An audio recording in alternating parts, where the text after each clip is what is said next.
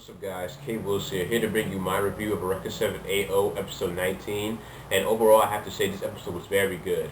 It was fast-paced. There was a lot of things that were happening, and this episode did a good job of keeping the viewers' attention. Because you had to watch every minute of this episode to truly understand what it was all about and all the different things they were talking about with Truth and the Generation Blue and the Scub Coral. And this was a very good episode.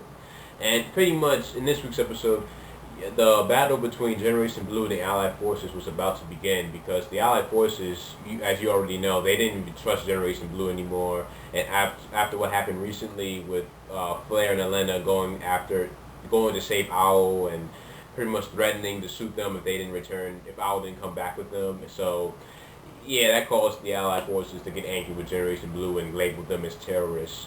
And what really, magnifies the conflict between these two groups was Truth, because what Truth did was he went up into space and pretty much he took control of all the satellites and pretty much used them to attack the space station Poseidon, which was where Team Harley Quinn was at.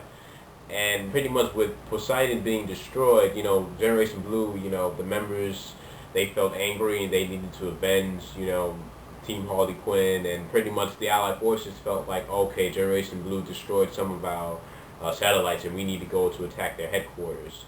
And speaking with Truth, the reason why he did that because he was angry and he was confused because he finds out that he's a secret in humanoid form, which I was right to make that prediction about him. And he was actually told by the secret that was with the Allied forces, and pretty much Naru had confirmed it for him, because 10 years ago, during that incident with Eureka and with the quartz, when the quartz was activated and that giant scub burst happened, it affected Truth because when he was in that giant secret form, he had lost his memory, and in order to basically stay in this world, he had to basically be in a human form.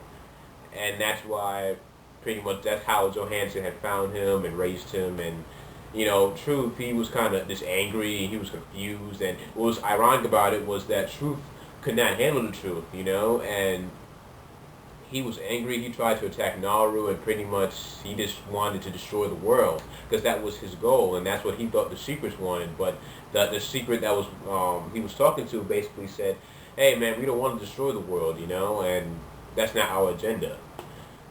And so pretty much Truth later on would make an appearance as disguising himself as Mr. Blank, but I'll get more into that later on. Another interesting thing that happened was that during the time when Elena, Flair, and Owl was getting their outfits together, Elena had revealed that she's not from this world, that she's from the world which Eureka originally lives at, and that she was taken to this world by Eureka. And we see a flashback with Elena when Eureka's holding her, and we see different scenes from the original series. There was a previous episode that we actually saw this, and we thought that Elena was dreaming this. But I actually wonder who is Elena's true parents, because something keeps coming to mind that might be Anemone and Dominic, but I'm not entirely sure, and it just makes you wonder, like, why was she with Eureka during this time, and what really happened. And she basically laid a bombshell, and Flair and Owl were just confused about the whole thing. And meanwhile, Generation Blue, they don't really have any power, and they had to delete George, who was the computer system, and pretty much replace it. But the problem was that it would take like about an hour for everything to be up and running. So pretty much they were sitting ducks while the Allied forces were on their way. And pretty much Truth at this time had disguised himself as Mr. Blank. And he tried to convince Owl and Flair, and he was just talking to them, but Flair knew immediately that that wasn't her father, because Flair and her father, Mr. Blank, have a strong connection, and Mr. Blank knows everything about his daughter, apparently, told by Flair. And Truth just basically suppresses Flair and Owl. He's like, I'm gonna take the quartz and I'm just gonna destroy this world. And it's weird because Truth is usually a calm guy who's makes sarcastic remarks, but in this episode, you see him, he's frustrated, he's angry, he wants to destroy everything. But luckily, Mr. Blank comes in and he saves Owl and Flair, and pretty much before he makes his sacrifice, he actually tells Owl and Flair that the secrets may not be their enemy, and that what Generation Blue has been doing all this time could have been wrong, and that basically be kind of screwed up pretty much, and it's pretty much Owl and Flare have the ability to, find out the truth of what's really going on. And we also find out that the scub coral infection is going worldwide, so it's not just like at a certain area. Like a lot of people are being infected by scub coral. And it makes you wonder, well, could the scub coral could be the enemy? Because, in the original series, they weren't the enemies, but it could be turned out different, in this world, because it's a whole different world from the original series. So that's another possibility.